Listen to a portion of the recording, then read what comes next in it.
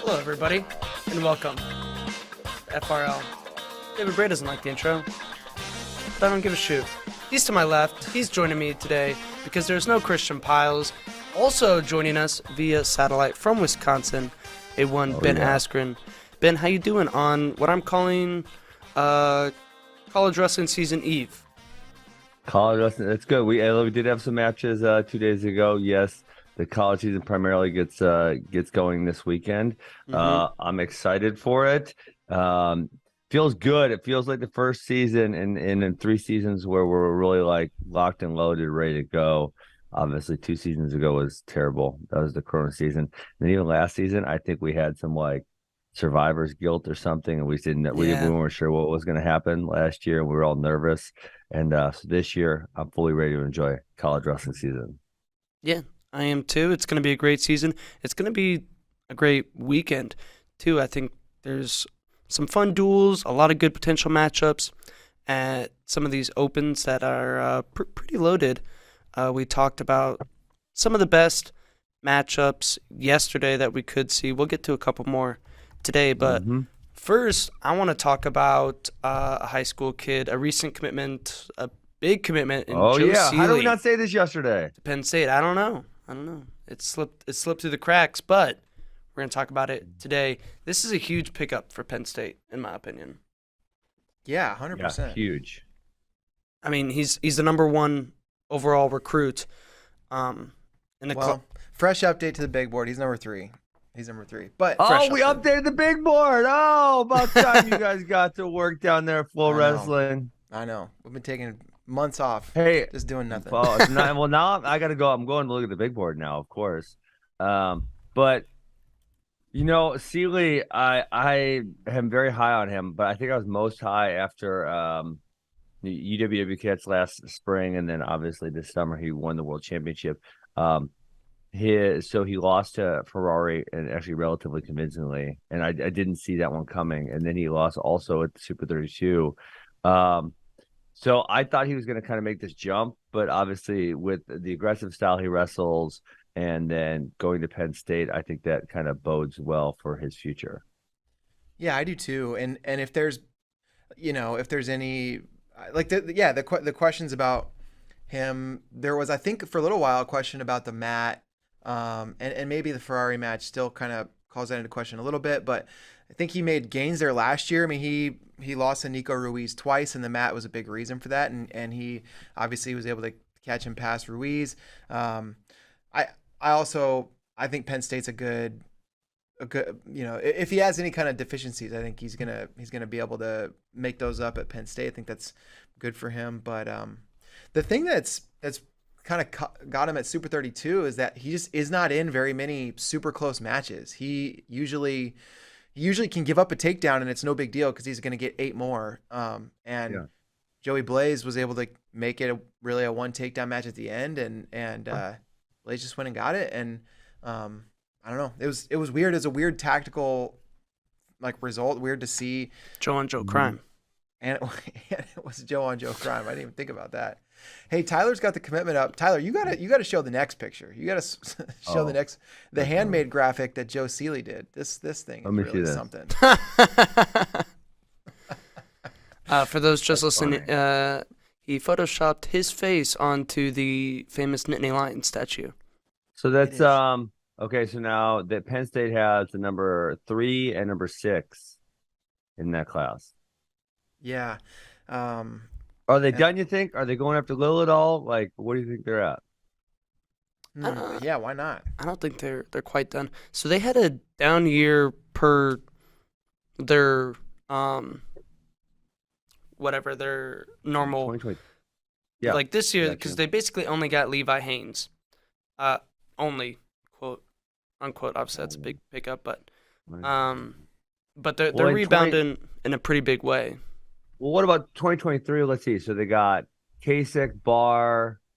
Who else is high that they got from that class? Braden Braden Davis. Braden Davis, Davis, his stock has went down a little bit since last year.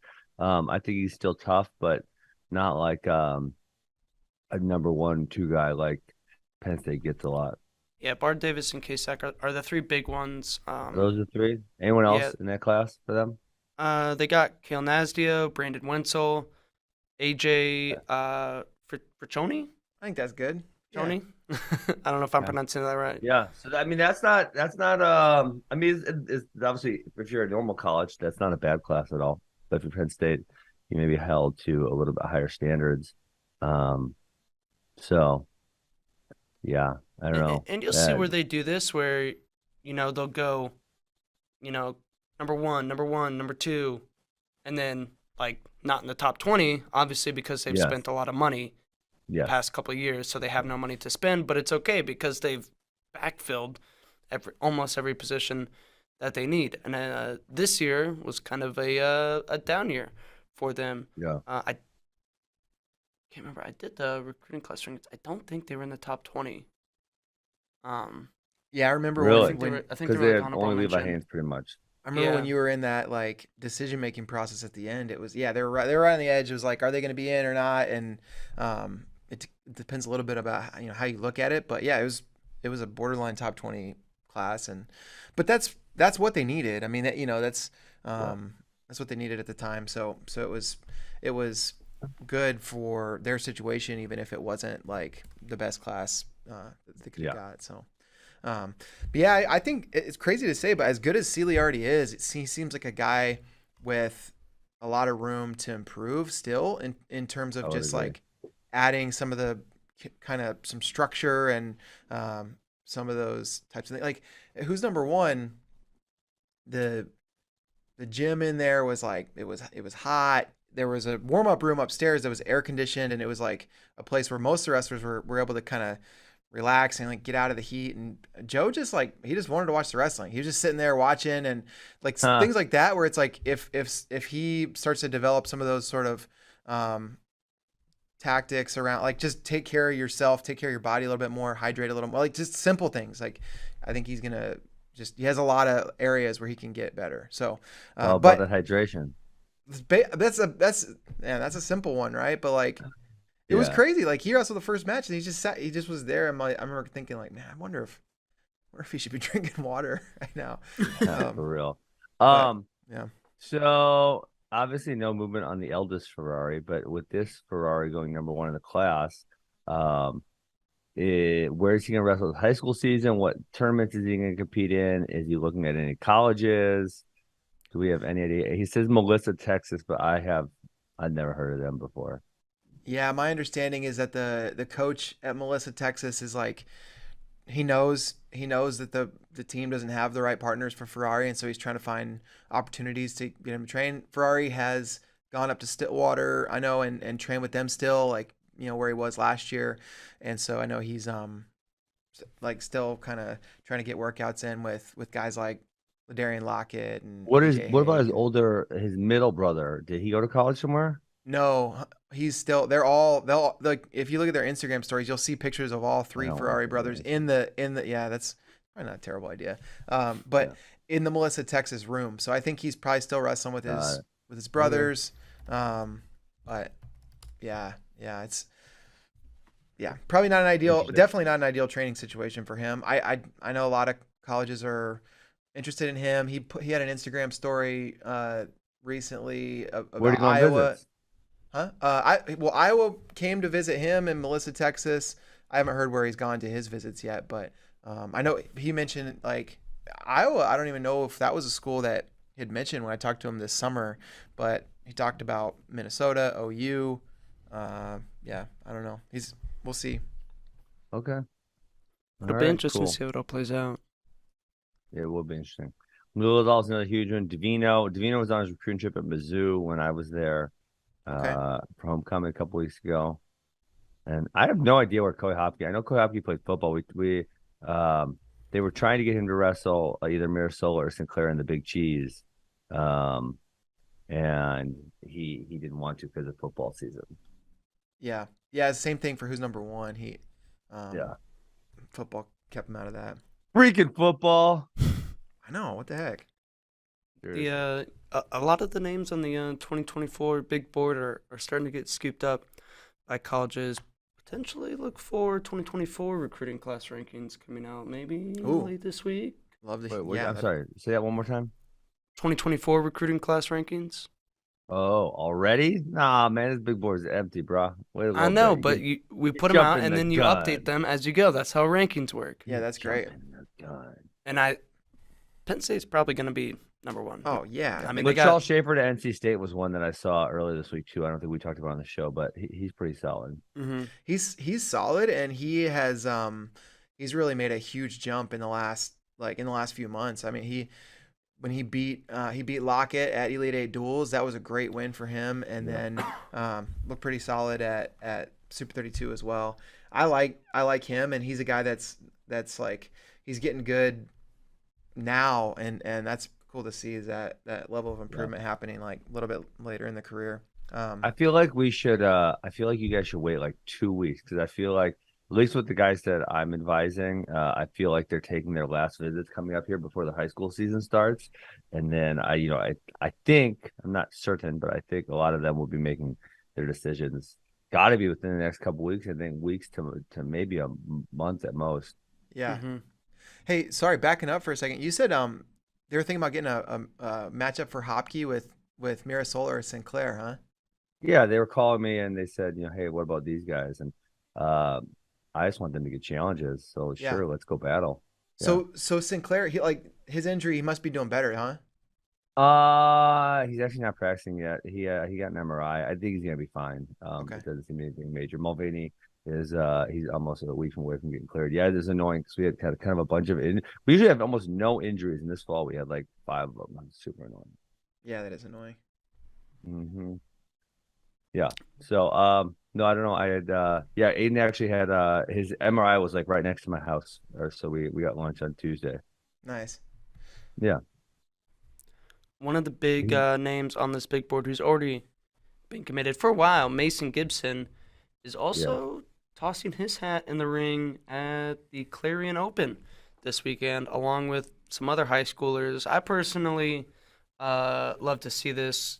The elite high school guys getting the experience of wrestling in a college open and seeing exactly where they stack up against some of these guys. Yeah. Yeah, you get a whole bunch here, but yeah, obviously Forrest is the one that's probably the almost more interesting that he's doing it. This dude He's feels a freshman. I feel like he's wrestled everywhere this fall. I mean, I feel like he's got 100 matches this fall. He literally cannot not wrestle on a weekend. It's the only thing he knows how to do. It feels like he's like on a dual team like every single weekend, and he's got 100 matches. I feel like at some point he has to slow down a little bit.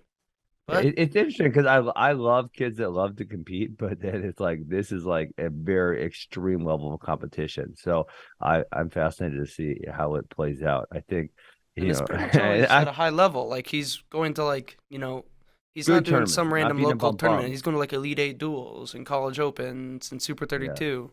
Yeah. Every weekend it's I like feel the like best. I've seen him at a bunch of other. I feel like I've it. seen posts.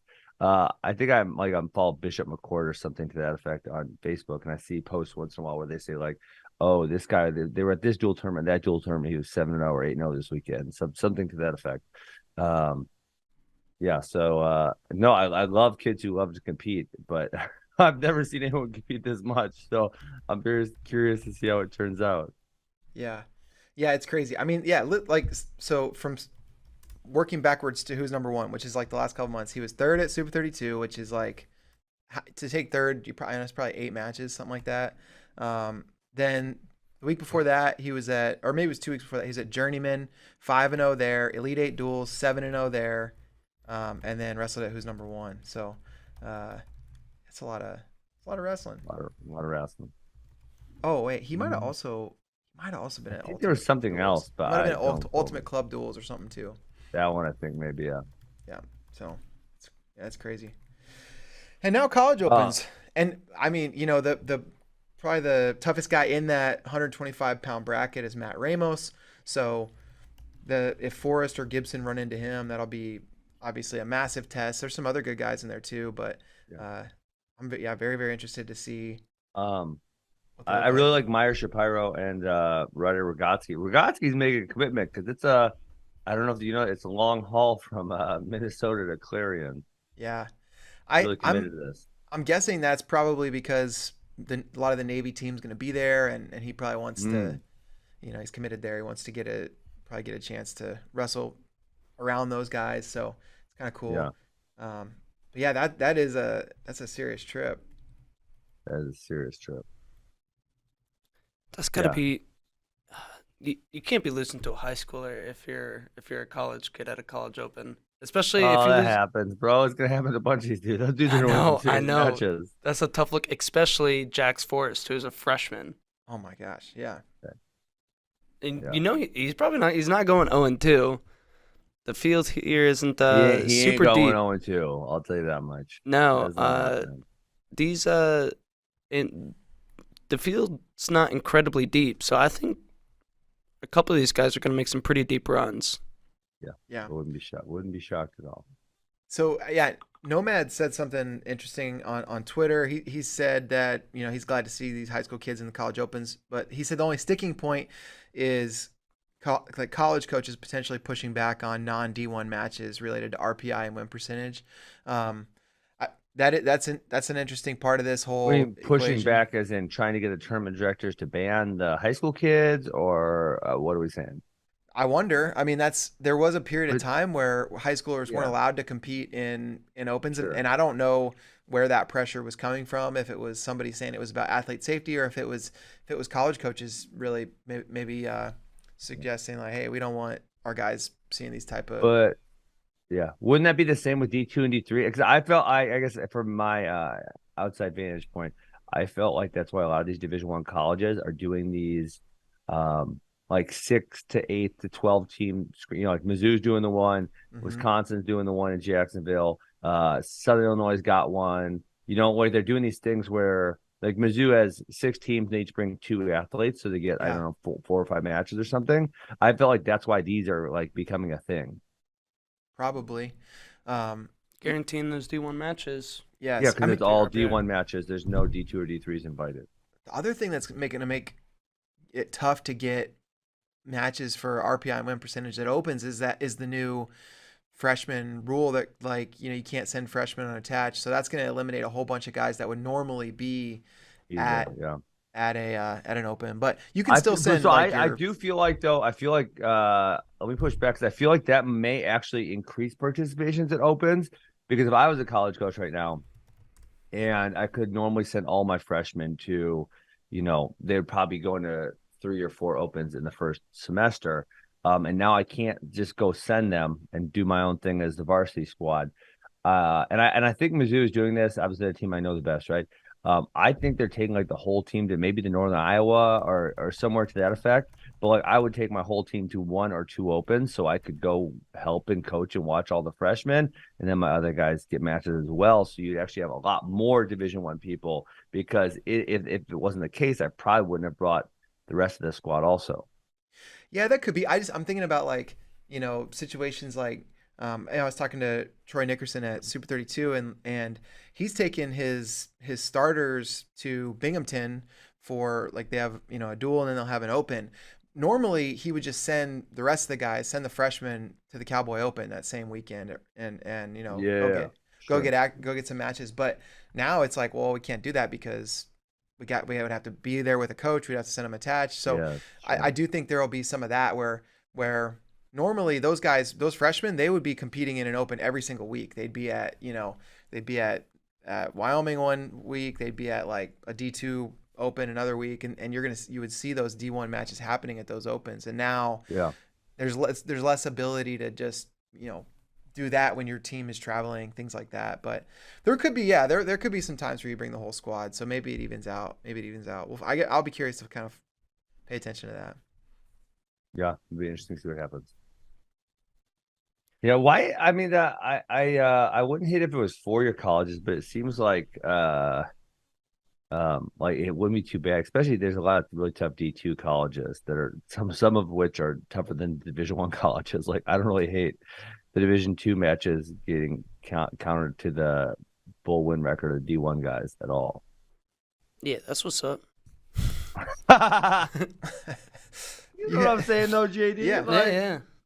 yeah. I mean, like there used to be a bunch of D2 teams at CKLV, and I don't. Maybe there still is. I haven't looked at the roster. Carney still goes. But there were some kids that would do really well. Where there was, I mean, in my era, North Dakota State was still Division II. I think they were transitioning. Kearney had some good guys. what was the other, Montana State Northern or something like that, always had a pretty good squad. So there was, you would definitely run into those kids, and not just like the first round, but like moving on throughout the tournament, you would definitely maybe hit some of those kids. For sure. Yeah. Thinking of high schoolers competing at college opens, one time at the Cowboy Open, it was when Aaron Brooks was out at the OTC, and he beat one of my teammates. And we were like, and this guy, like, he's a total meathead, like, knew nothing really about, like, wrestling, didn't watch wrestling, but he's from Florida, just wrestled in high school or whatever, and came and joined the wrestling team. And we're like, bro, like, that guy's in high school. Like, you just got beat by a high schooler, like, pretty bad. And, like, he's, like, devastated. Like, he's like, oh, my God. Like, I'm never going to be good. This is awful. And then a little bit later, we told him, it's like, no, he's okay. It's like, he's, like, one of the best recruits in the country. But so funny. It was funny. Yeah. I mean, obviously, in this scenario where a high school, you're saying a college kid loses to a high school kid, it's kind of negative, which I don't really see the big deal. But obviously, U20s is probably half-ish, right? Where it's half high school kids, half college kids, somewhere in there. And, a lot of high school kids do really well. So obviously, they're taking on a bunch of college dudes. Yep. Sure. So, yeah. Did we also mention at the Southeast Open, Mark Anthony McGowan and Cooper Hilton going to be competing? So not just the Clarion Open. Yeah. Southeast Open also have a couple big high school names. Yeah. Who's the best college guy in that bracket? 125. Probably Cooper Hilton. I don't know if Ventresca's in there. I don't think. High school. What's that?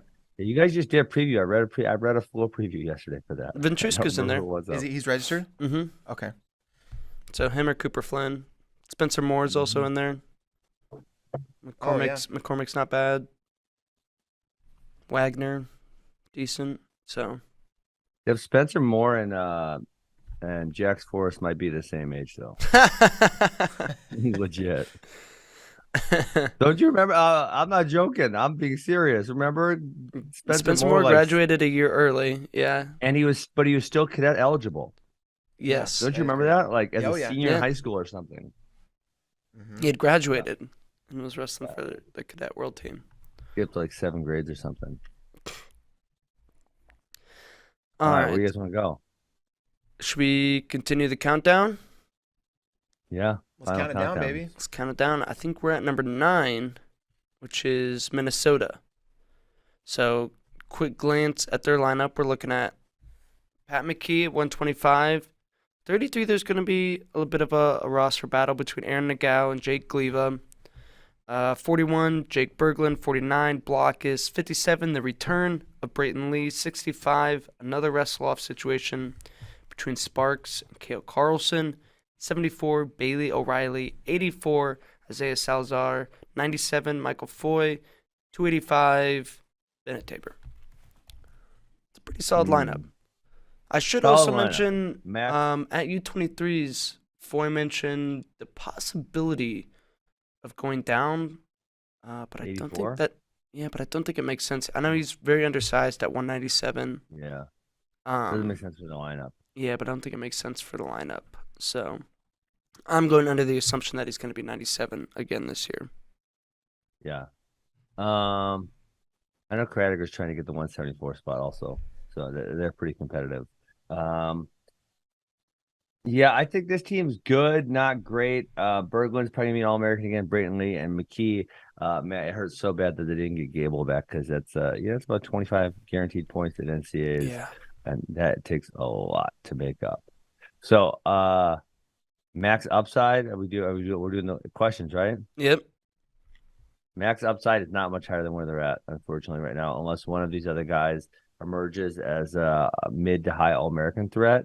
Because I could see like a Blockus, 133, Sparks, that kind of guy. I could see them like in the round of 12 or somewhere close. But say if you told me they were 4th, I'd be like, come on. I would be shocked. Yeah. I will say the number 9 ranking is without Gable. Right. Yeah. Yeah. Mhm. Nagao looked good at U23 Worlds and makes me wonder like what we could get out of him. But 133, I feel like is a pretty good weight, and cracking the podium is going to be Yes. really tough. Uh, Yeah. and then you Agreed. look at like a lot of the rest of the lineup, and McKee sitting at 3 feels like that's Max. probably where you feel like that's always where he ends up. But that is like But it's yeah, gonna I be mean, tough honestly, to with his up and downness, I don't know if right. that's up and downness is a word, but feel like there's a possibility that he could be going down further than Now, that. where they could make up ground is 157. Exactly. Brayton Lee. But He's where's he at? currently ranked 5th behind Ooh, Bryce yeah. Antonian, but he's a legit title threat. Yes. 100%. 157 has like only title threats. Yeah, everybody in the top, however 6 or whatever, can win it. That's called parity. And That's That good. means they're honestly, all if he just wouldn't about equal. have taken the weird loss to Garrett Model last year, Yeah. he'd be ranked number 1. Yeah. So I'm pretty sure that was his only loss before getting injured last year. And he's got Was he's it got really? wins. Doesn't feel right. Oh, I'm he had looking it up now. Now I have to relog into WrestleStat. yeah, it was his only loss. And Wow. he got injured in the duel. Mm-hmm. 17-2. So just another loss was the injury. Yeah, Yep. and Will Luwan's won. He beat Will Luwan last year, so he beat Peyton Robb, beat Caleb Young, Yeah. beat Jarrett J. Hughes. He could be the guy wow. for sure. Franek, yeah. Wow. Yeah, he could definitely be the guy. Beat He could Franek. He would be one. He really doesn't have very many bad losses in his whole college career. Because even you go back to 2021, Hidley, Deacon, Carr, Caleb Young, and Tiebreaker, who I know he's got a whole bunch of other wins against him. Deacon again, and then you go back the year before that. The one Colin Puritan's kind of a bad loss, but then you got Lugo, Sasso. There's just not a lot of bad losses anywhere in his career. Except Yeah. the one. Except the Who? one. Oh, Puritan's the only bad one. Because even his first year. Oh no, I found one more. Chase Straw. I don't know him, but Ooh, his Independence first year, Iowa, stand up. Jacory, David Carr, and Pantelio. I mean, those Yeah. are all real good dudes. Yeah, I think All right, he's their opportunity, right? He's the one that could move up. You never know, right? Maybe one of these other guys sneaks on, but doesn't seem like super likely. With Gable, it's a whole different situation. Yeah, agreed. I'm also interested to see exactly what happens for them at 165. Sparks came out really strong. Was that 2 years ago? Yeah, And then got hurt last year. Kay Carlson took over and ended up being a national qualifier for him. So that'll be another. kind of tough. Yeah, that'll be another one where it feels like the early wrestle off doesn't matter too much, and it'll be decided in tournaments and duels throughout the season, and then a wrestle off at the end of the year probably. I will say I'm looking at the team rankings right now, and if you're talking about max upside, there are 7, 8, and 9 are all within like 2.5 points. So maybe they get a couple spots higher. Maybe they're ranked 9th. If everybody does exactly what they're supposed to do, or somebody outperforms by a little bit, maybe they can move up a couple spots. That seems within the realm of possibility, just because the field is close right there. Yeah. I feel like Minnesota does a good job of getting their guys to compete in March their best. Yeah. I don't have data to prove this. This is data. just a gut feeling. I mean, one of the other things, that I have. to push back on that, I feel like historically Minnesota is always like banged up at NCAAs, like big tape knees and stuff like this. Yeah. So, I would have to go look through it, look through the data before I make audacious assumptions. Someone crunched the numbers for us. Low But quant division. You're not good enough with just the analytics on this one. the max upside for the Gophers this year, I think we're looking at 6. I think yeah. So yeah, that sounds fair. Yeah. I would say I don't know. I think 7. I think 7 just because the top 6 right now, I don't know how they get past Penn State, Iowa, Arizona State, Ohio State, Michigan, or Missouri.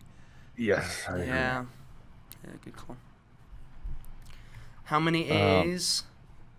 So we said McKee, 2. I think Berglund, 2.5 is Lee. the. I think it's 2.5 because you could is the over under because you could see Berglund not all Americaning. Right. McKee he's kind of all over the place. I would take the Yeah, I over think though at 2.5. you take the over. I Yeah. would. I'd go 3. I'm gonna go under. I'm going. They're getting 2. Wow. Wow. I know. Higher or lower than current ranking at the end of the year? Probably got to give the nod to lower. If you have to pick one, I feel safer with that Lower. pick. Yeah. Yeah. Although, what's the difference in points from 5th to 1st? A lot. Yeah, like Big 10 number. points probably, or If Braden can win it all, that's big points, and that's enough leeway for, a Man, but you look at the teams to not above race. them, anyway. and you're like, wait, how's that gonna happen though? Yeah, You look at Cornell, and you're like, okay, Yanni's gonna win. Yanni's gonna Vito's win, gonna right? be top 3. And then you got Julian Ramirez, Foca, Cardenas, Fernandez that are Low was an All-American last year. Like, yeah, they got a lot more bullets in the chamber. True. Better duel or tournament team? I think it's a good. Duel. It's a good duel. Duel. Yeah, Because they have no weak spots. Zero. No weak spots. Yeah. Yeah, Everybody's 9 ranked solid. guys. 9 ranked guys. And you can pretty much. I don't know. I even think that they're gonna wrestle a fair number of duels with McKee out and Spratley in, and I think they're gonna be That's not bad. just fine there. I Tough. Mm-hmm. I don't think the results are official, but I think I heard that Spratley beat McKee in a wrestle off. What? Yeah. But did they tell him it was the wrestlebacks or no? No. No. He was just. They told him it was a front side match. You can't hold it against him. That's true. But so yeah, I think even Wait, even so in Bray, theirs, did you just they're drop that on us with and just try to like glance over? Did that really happen? good. Yeah. Really? When? Yes. Soon? I think Recently? I think it was last weekend, something like that. Oh, impressive. Spratley's good. Yeah. Yeah, he's really good. Yeah, All they don't right. drop So that off much. was Minnesota. Solid all around Right. team. Mm-hmm. Number 8, Cornell, the Big Red. 125. Who really knows? Could be Dom LaJoy, could be Greg D, maybe even Brett Ungar. 33, Vito. 41, probably Vince Cornella, maybe Josh Saunders. 49, Probably Yanni. 57, Colton Yapusian. 65, it's pretty much this. It was the same as it was last year. Ramirez, Foca, Lau, Cardenas, Fernandez closing out. And that top half is Points. young, and they had a pretty good year last year, kind of as a bunch. It'll be interesting to see if they can, continue improvement. I said that yesterday that that first year, second year of your 4 years of eligibility, generally your biggest jump. So we'll see if they can follow through with that. Because Ramirez was a round 12 guy. Folk had some really good wins. I mean, remember he was beating Staraki going in third period and then kind of fell off. I don't know if it was injuries or weight cutting or what the deal was. Didn't he get hurt on like the last duel I don't last know year? what And it was. I think he didn't look wasn't like quite the guy. same afterwards. He like got Yeah. hit in the head. Oh, okay. Yeah, Cardenas obviously had a pretty good year, but 97 is just stacked. Yeah, it was And against then O'Malley. Fernandez. Oh, really? Yeah, and he ended up. That was one of the last duels of the year. That was in February, and then he also ended up med forfeiting out of EIWAs. Dang. Yeah. So, I mean, I feel like when you talk about this versus the Minnesota team, like, I think they got a lot of bullets in the chamber. Like, I think if you told me any one of these guys on the top half of their lineup was an All-American, I wouldn't really be all that surprised. And then, you couple that with the fact that, Yanni and Vito are going to score a gigantic amount of points. That makes this team, like, really so you say max upside, that makes this team pretty dangerous. What do you guys expect from Cornella this year? I don't know what to expect. Especially with Right. the state of 141. Mm-hmm. Definitely national qualifier. I'm thinking Maybe pick up a win or two at NCAAs. I'm not Yeah. predicting podium. There's still guys like Yeah. Bo Bartlett, Ryan Jack, D'Amelio. That'll Mhm. be Parker Phillies. That'll be fighting for a spot that I think are still going to have that edge on him Yeah. this year. But I think he has a very good record and does very well and shows that he's going to be an All-American threat his last 3 years. Yeah, he's good. He has good scrambling ability. But, it's actually doesn't feel he's not super well suited for freestyle, but he still made the world team there. He had a close match with Keyshawn Clark, close match with Clay Carlson last year. But he did have a few not so great losses, and he didn't have any huge wins. So, he could do some damage, but I'm not certain on it yet. I'm really curious about him. And I do think 41 is, I mean, it's tough, but seem like there are a number of guys in there they're definitely beatable. And it seems like a weight where there may be somebody that we don't see coming. Like Berglund was that guy last year in this weight, and the weight was way tougher last year. He made the podium, and I kind of wonder, is Cornella a guy like that this year at 141 that it wouldn't surprise me if he snuck on there, if he was 7th or 8th. I don't think I would pick it, but it wouldn't surprise me at all. I think he made really good progress this summer. So, and I mean, he's got Yanni right there in the weight range. He's got, Meyer Shapiro's in there and around. I think he's got good partners. I wouldn't be surprised if Cornella. You're saying stay woke on Cornella. Don't sleep on him. What about Luis Fernandez? You guys got him at 10th, and I feel like he's right there with. I would be pretty surprised to see him beat Cassiopeia or above, but kind of below that, I feel like he can mix it up with all those dudes. Yeah. It's going to be tough to crack into that top 8, but I think he could do it.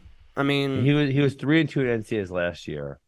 You say he one beats match away. Yeah, you say he beats Tate Orndorff. I'm like, I believe that. Exactly. Mm-hmm. Yeah. Who's the best guy he beat last year?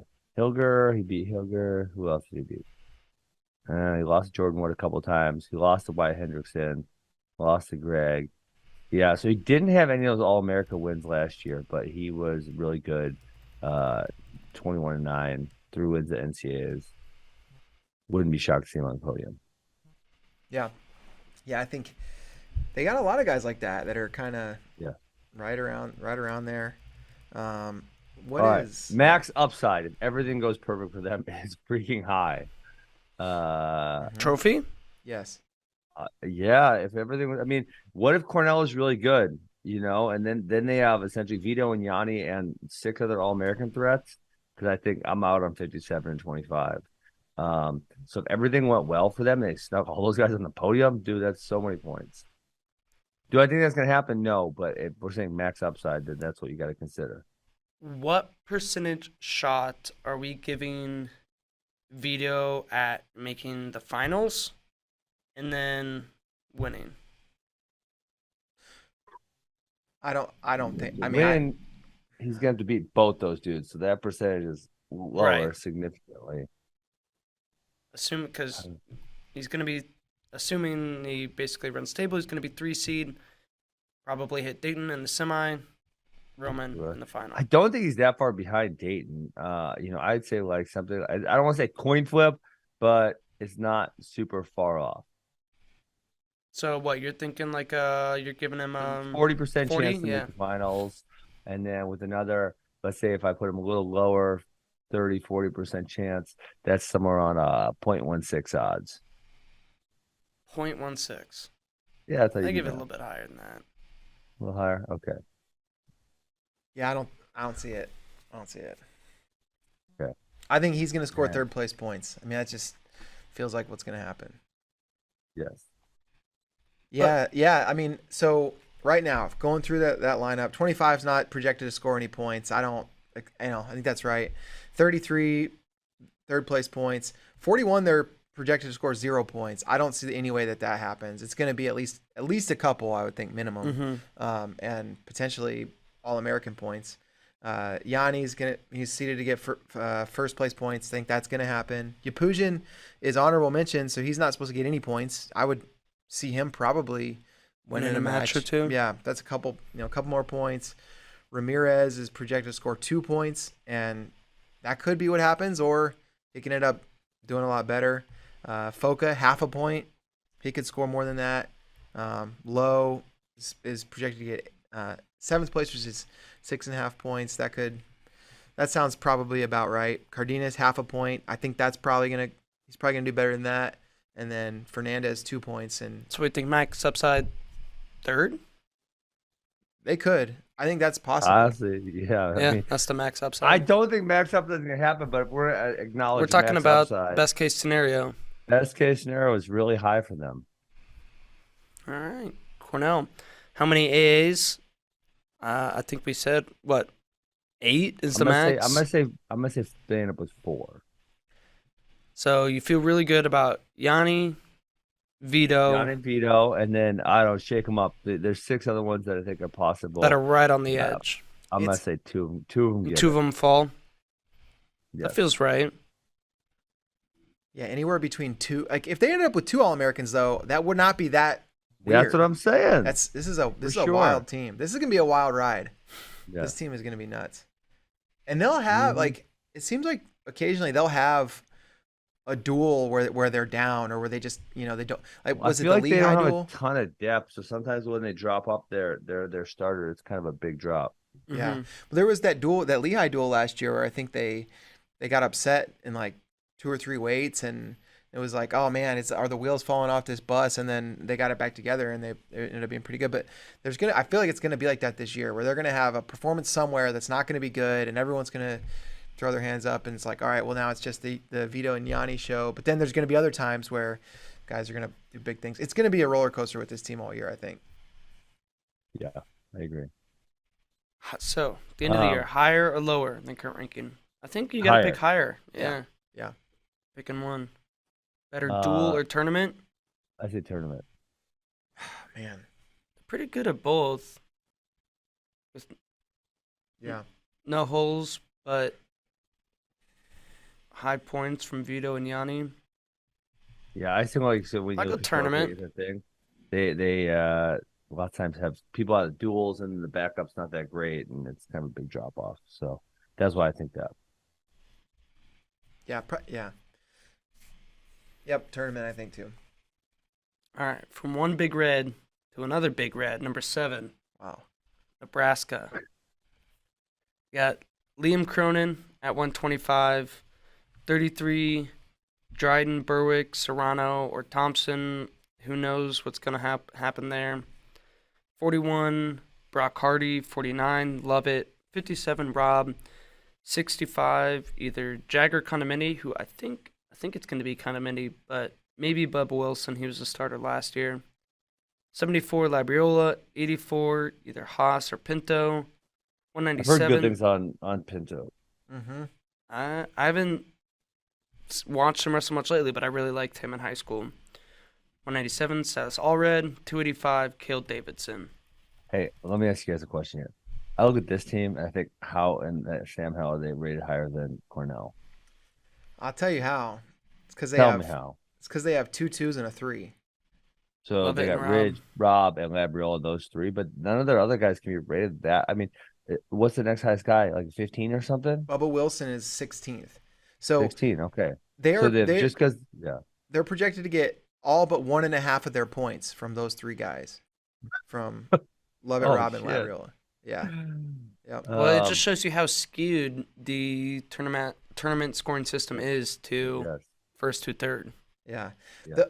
The other thing about Nebraska that's interesting is like they only have 5 guys ranked, but that's because we have, we don't know really who's going at 33. They have a couple. I mean, obviously there's all this drama going on with Berwick right now. They also have Dryden there. You got to imagine. Berwick was, I mean, Berwick wasn't great last season. Like, he's not bad. He's solid. Same thing. I actually think him and Serrano had a barn burner. And then Dryden's like, he's okay, but not to write home about, in my opinion. Probably, yeah. But those guys do feel like NCAA qualifiers to me, probably. Yeah, all of them. And then like Brock Hardy feels like definitely a qualifier. type Why guy. didn't Brock Hardy wrestle any matches last year? He only had 5 matches. So now he's like 27 years old and he's only had 10 total college matches.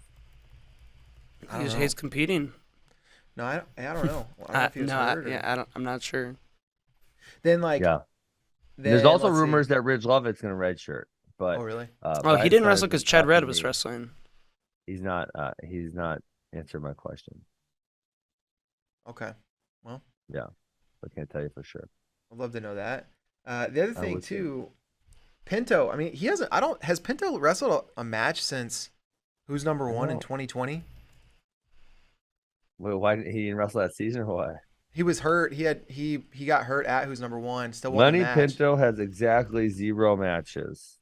I don't think he wrestled any matches his senior year of high school either because I think he had a knee injury or something. What? So yeah, That's so preposterous. I don't So think we're talking October 2020. Mm-hmm. What in the world? But I hear really good things about him. The guy is like. That's what I do too. But is he ever going to wrestle? I think he is. I think he's been hibernating. Hibernating. Nice. That guy, Hibernation is over. and then it's like, who knows? I mean, yeah. Yeah, it looks like there's literally 0. Holy moly, literally 0 matches. So then who knows? Like, who knows how he does? I think he'll do pretty well. We'll probably get some points from there. And then Allred, I've heard good things about him too. So, and Cale Davidson, who knows? He was I don't know Kill Davidson. Tell me more about him. He transferred from Wyoming. He had some good moments there at 197, and then transferred over. So I don't know, but half their lineup's not ranked. You also wouldn't have ever thought Christian Lance was going to do anything right for them at heavyweight either. D2 though. That's true. You gotta trust it. That's true. So I just think we're gonna have more than 5 Huskers in the rankings most of the time once the season gets going. That's just gonna. It's just. I don't feel like they're gonna be that high though. Maybe not. But if one of them, if like one of these guys turns out to be an All-American, I don't know.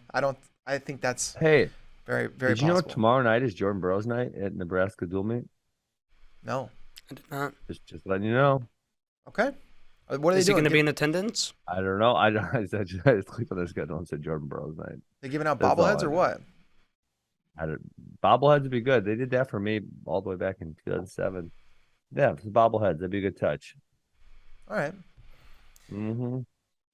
Now, if Rich really does redshirt, that's a huge hit, That's a huge hit. obviously. So And if Labriola that's truly on the table, because he's been in college Yes, forever. he is. What about Rob? I feel like he's us. I feel like the same thing, but you never know what these guys' eligibility is. I'm pretty sure this is his last year as well. Last year. Yes, and then it really wouldn't make sense because if you might No, as well Peyton run Round's these just two a out here junior together. eligibility wise this Dude, year. it feels like he's been here forever. I mean, it's his 5th year, but Does Nebraska have more shaved heads dudes than any other team? I mean, Rob looks like he bicked it, and so does Brock Hardy. Total yep, slice Mr. it Clean. off. Super clean. Yeah. All right, I'm guess we- I'm going 2 AAs, and I'm going lower. And And better you're saying tournament. two. You're saying 2 because you believe that Ridge Lovett's redshirting. Yeah, that's what I'm saying. Man, if he's redshirting, then I think 2. If he's It not, seems- I think 3. It seems like an interesting move to redshirt this year when you still have Rob and Labriola on the same Well, I think team. the thing would be that Yanni graduates, right? And he wants Yeah. to win a title. Individual-wise, I'm just talking about if you get all these guys, you could maybe push for a trophy. Yeah. Whereas it feels like next year, probably not happening. Yeah. But yeah, obviously, individually, it makes a lot of sense. Makes a lot of sense. So, Ridge all to redshirt. right, you go higher or lower than current ranking? I think you got to pick lower. Yes. JD? Lower. All right. Yeah. All right, If cool. if Lovett's out, then that's like 16 points. That would put him down in like the 15-ish range as a team. And then last one will be dual tournament team. Tournament? Right now, tournament. Yeah, I think so. I don't think anyone would argue that either. Although by the end of the year, we might say something else if they end up with these other unranked guys in that, ranked in that 15 to 20 They've range. kind of made Pinto step up and are solid. Mm-hmm. Yeah. All right, let's talk about the best team ever, Mizzou. Best team in history. The sixth best team this year, so maybe not the best team ever. But a solid team nonetheless, top to bottom. Looking at 125, Noah Certain, 33, Connor Brown, 41, Alan Hart, 49, Brock Mahler, 57, Jared JQ, 65, Keegan O'Toole, 74, Peyton Mako, 84, Sean Harmon, 97, Rocky Elam, 285, Zach Elam. That's a solid lineup. Solid lineup. And we have a bunch of All-Americans and a bunch of round of 12ers. So Certain, Hart, Mako, and Zach Elam were all round 12 guys. Rocky and Keegan Rocky Keegan and Brock All-Americans. So they got a lot of guys who are right on that edge of making it. Obviously, Harmon had a few big wins last year. JQ's, I don't think he's ever been round of 16, and he has not shown a ton of improvement. Brock Mahler is 149 is a spot where they could make up some points too. He's currently only ranked on 10 or 11 or something. He's ninth. Ninth, okay. Right now, if you say he ends up middle All-American, that is not surprising at all. Right now, he's behind Yaya, Miran, Parko, Milner. He's right there with those guys. Obviously, could beat them. Yeah. I think Rocky Elam too could he's move another up. one. If he's in the finals, that's not really too crazy to think about. If he wins, it's not crazy to think about. Yep. But if he's sixth, like sixth or seventh, that could happen too. So it's kind of the state of 197 as a whole. Yeah. He has had two good NCAA tournaments where he probably wrestled above his seed or better than people predicted that he would do. Mm-hmm. Fifth and fourth in his first 2 years. I would love to see Alan Hart get on the podium because he's been so close. You remember he was beating Chad Red 2 years ago, and Chad Red came back and beat him by a point. That was a hard one. And then Noah Certain appears to be making some improvement. He was way better last year than he was 2 years ago. So hopefully that improvement can continue. 2 years ago in 2021, he was 9-6, and then last year he was 22-9. He was 3-2 at the NCAAs. Yeah, speaking on Alan Hart, Andrew Alirez is fourth. I'm pretty sure Hart's beating him. Mm-hmm. Yep. Alirez, Carlson, and Hart have all. They're kind of went back and forth a lot. Yeah. And we're looking at Berglund at third. Hart's looking at, possibly a top 3, maybe even 2 finish if he wrestles really, really well. Yeah. Because I'm looking back at Noah Certain, and I'm almost more bullish on him because I didn't realize he lost to some dudes who were not very good at all. Looking back, first year he lost to some D2, D3 guys, and then even 2021 season he lost to, I don't know these guys, but they don't appear to be ranked very high in WrestleStat. Tanner Jordan and Brendan Garcia, and then Dak Punky, who's not on the team anymore at Mizzou. So he had some not so great losses that year. Roller coaster, for sure. Yeah. And then last year he was pretty solid. I think he was beating Teskey and then got pinned. Lost to Ayala, and then had a ridiculously crazy one where we lost to Ayala in that was it 5th place match or 3rd place match at Scuffle, and it was just dude, you fell apart. What are you doing? But then Lamont, Courtney. I guess the one bad loss would be the Northern Colorado kid, Jace Colzer. But then, all the other lasts are that guy's pretty good. So what do we think max upside? I First. think I'm saying 3 though. I think they can get to 3, yeah, for sure. Mm-hmm. I think some of those guys that were round 12s can move a little further. So they would have to right now they're projected to score 54 points. Arizona State is in 3rd, projected to score 67. This is all before bonus or anything like that. So, making up 13 points is definitely possible if Hart goes up a couple spots, if Elam goes up a couple spots, if Mahler, King gets some He's pins. got Mako at right now. Let me see where Mako's at. King gets a pin. Actually, just kind of as a whole, You would say Missouri. I wonder how many bonus they had last year at NCAA. It feels like they have a lot of guys who are pinners. So Mako's at 9 right now. So I feel like Romero. We don't even know if Romero's going to wrestle. So let's move him up to 8. Right now, Mako and Mahler are projected to score 4 points between the two of them. You got to imagine that it can happen. You got to be crazy. You got I mean, Mako's a guy who's gotten better every year because the first year he was a fringe. The first year as a red shirt, he didn't do very well. Second year he was a fringe NCAA qualifier. Then 2 years ago he won 2 matches, and then last year he won 3 matches and made the round of 12 and was close there. So he's a guy who's gotten better every single year. He is a guy who gets pins. Mm-hmm. So I'm gonna look this up, see how many bonus points we had last year at the NCAAs. You guys keep going. While Ben's doing that, how many AAs?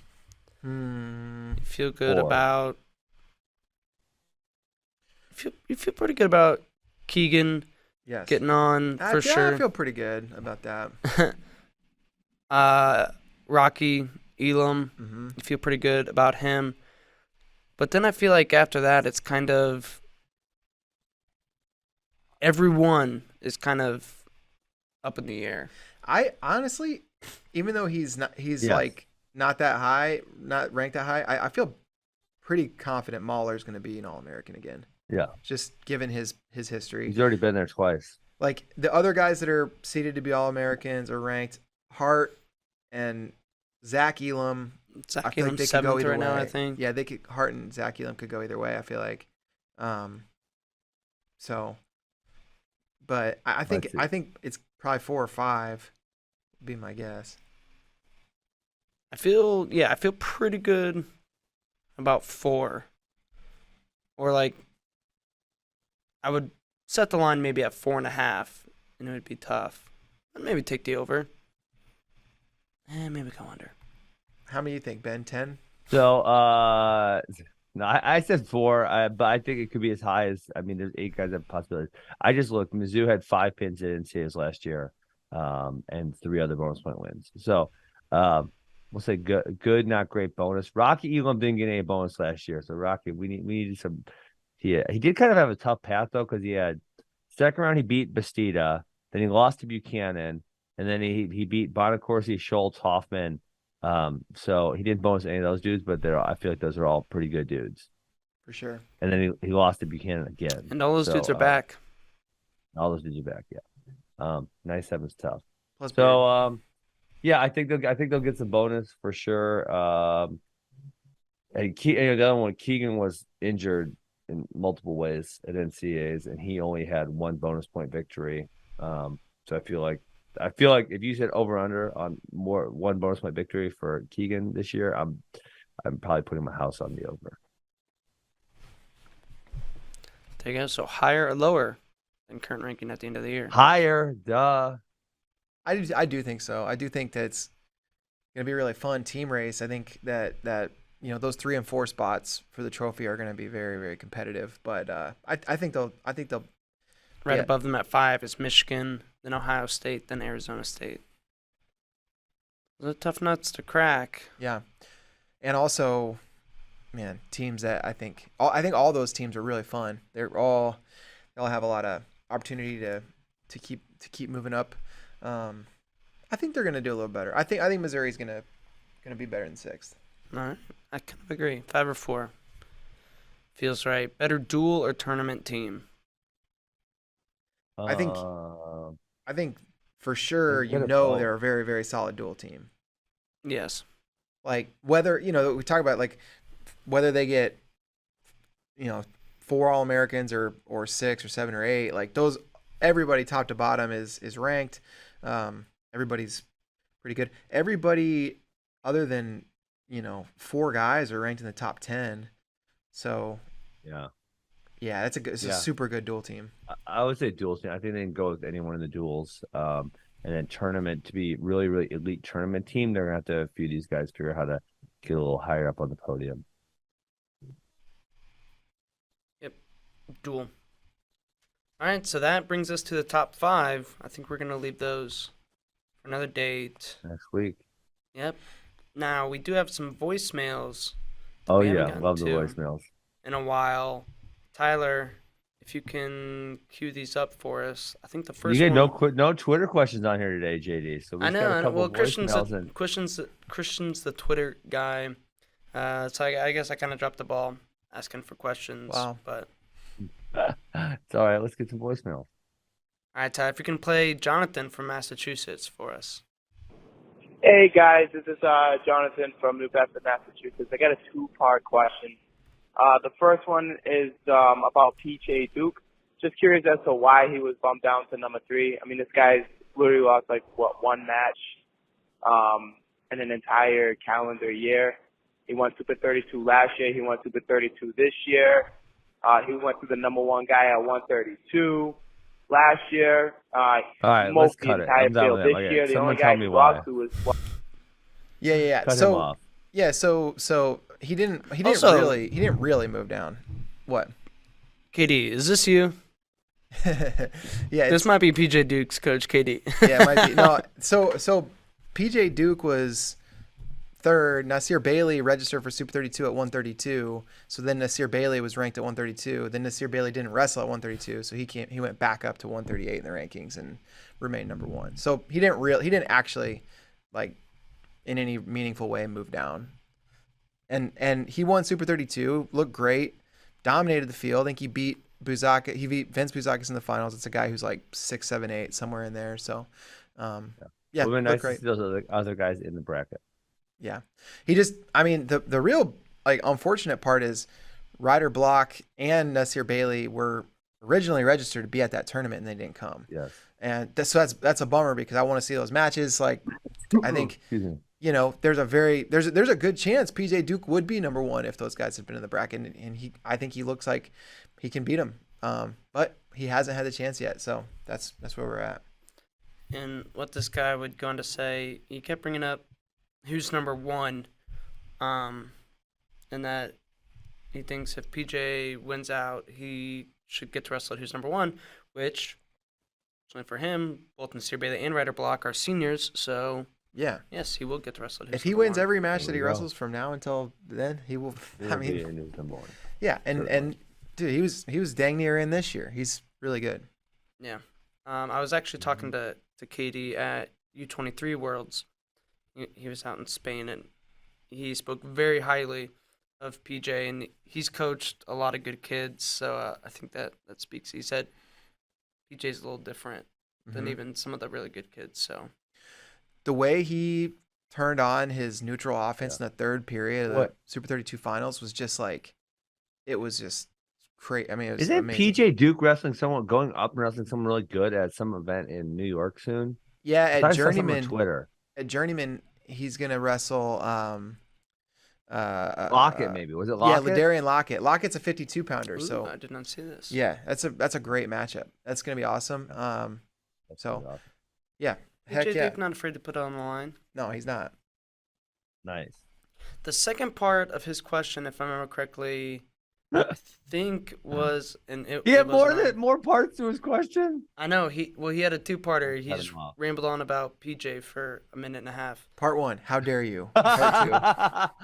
I think, and then it randomly was just like, how do you defend a Jonesy tilt? Okay. Oh my God! You limp your arm out. Next question. There you go. All right, let's get to the next voicemail, Tyler. Hey, just calling in. I heard what you guys were talking about, Taylor versus Yazdani. I listened to the episode where you had Taylor on. Look, I'm an enormous Penn State homer. I'm an enormous David Taylor fan. And even so, I don't feel great about 10 more matches against Yazdani as if Taylor's going to walk through those matches now that he beat him badly one time. I just don't think at that level of wrestling that's necessarily possible. I think Sadulayev and Snyder, think of them. You know, does Snyder go to bed thinking that he's going to be the number 2 forever under Sadulayev? I don't think so. I think Snyder goes to bed and thinks about how he's going to beat that All right, drive Tyler, the next you time can that cut they it wrestle. here. Yeah. And I So these guys, they need to do more concise question asking. I know. Also, some people are calling in like from the outdoors with a lot of wind in the background and people running around I'm behind here them. in the great outdoors, and I got a wrestling question for you. It's so funny. Now all I can think about is what's Sadulev's bedtime routine? Like, what the heck? Did we make the assertion that Taylor's going to get it easy or what? I don't think it's going to be easy, but I think he separated himself. Like, Yeah. from here on out, I'm picking DT. Like, Well, yeah, Yeah. and especially like the way that David talks about the match with Yazdani, like it is for him one of the few matches on the planet that's worth like getting up for, and he knows he has to. He's never going to take him lightly. It's not. He doesn't. David isn't a guy that thinks that way. I don't believe. I believe he is convinced like there are not very many guys on the planet that can go with me. This is one of them, and I gotta be really ready. and Yes. I don't 100%. think Yazdani goes to bed thinking he's Yeah. going to lose to David, but Yes. I just think he is. When I think he Yazdani's is. brushing his teeth, and putting Putting on on his his PJs. Oh, jeez. Like, I don't think it matters what he thinks. I think David's just a better wrestler. And this guy calls himself a Penn State homer. I think those matches are always going to be competitive, but David This has. last one he's- wasn't competitive, really. David turned a corner for sure, but even Yeah. I guess I don't even mean necessarily like the score is competitive, but they're always going to be getting up for each other. dogfights. Dogfights. For sure. Even if David does win by 5 or 6 points or whatever, which I'm not saying every match from here on out will be like that. You know, it could be 2 or 3 point match, but Yazdani's going to have to change some things because David definitely separated himself, and I think also slightly turned a corner mentally against him. Oh, one thing that when David was on FRL a couple weeks ago that the wrestling fans didn't get to see, which was sad. His original setup where he had his like camera setup, the lighting ended up not being great, but in the background he has a couple frame singlets, and one of them is the torn singlet from the Olympics, which is just like the coolest thing That's you could pretty have great. on your wall. That's like Nice. that's awesome. So when he is brushing his teeth, he might be walking right by that torn singlet and remembering that it's going to be a battle. All right. There you go. All right, the last question for today. We actually got a couple emails about this over the course of U23s, and they all just boiled down to how does Japan dominate so much at women's wrestling? I don't know. That's a great question. Someone should go explore. Do they have like a feeder system where they're going to crap ton of girls out? Because it's funny because they're not terrible at male wrestling, but they're not like great or anything. So why is it so much different? I think my hypothesis, I don't know if it can be proven. I don't think so, but they invested very early in women's wrestling, so they got a system down now where in the women's field is starting to catch up a little bit, but still has not caught up, and the level is still not equal to the men's field internationally.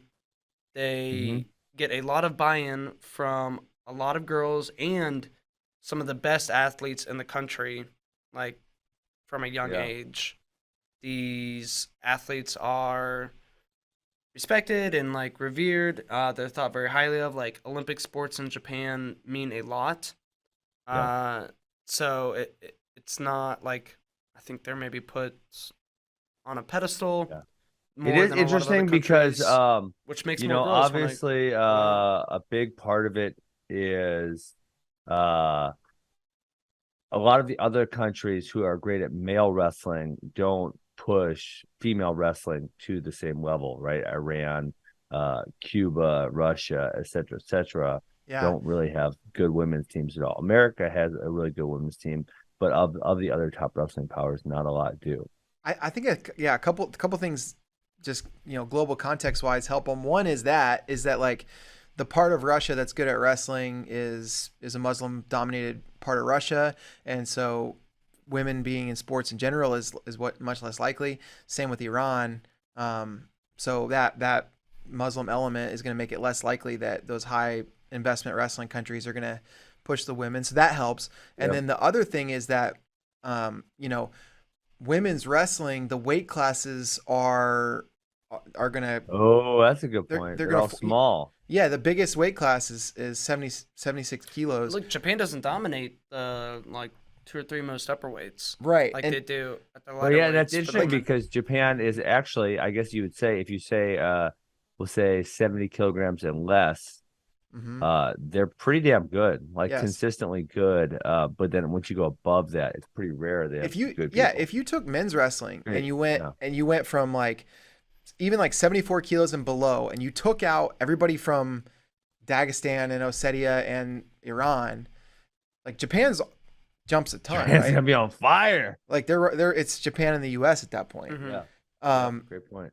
And so like women's wrestling, heavyweight or whatever in quotes is 76 kilos. You think about like female athletes, like top female athletes, like in the WNBA or in whatever, like they're not going to be able to make that weight class. So it's in men's wrestling, somebody that's a big athlete still has a place and globally, like that can help. So I think those two things help. Obviously their system is also very, very organized and is working well. And I've seen some videos from like some of the women's academies or whatever in Japan, and it does seem like they have huge numbers, tons of girls from very young age up. So I think that's all part of it. But like global context wise, I think they have some advantages.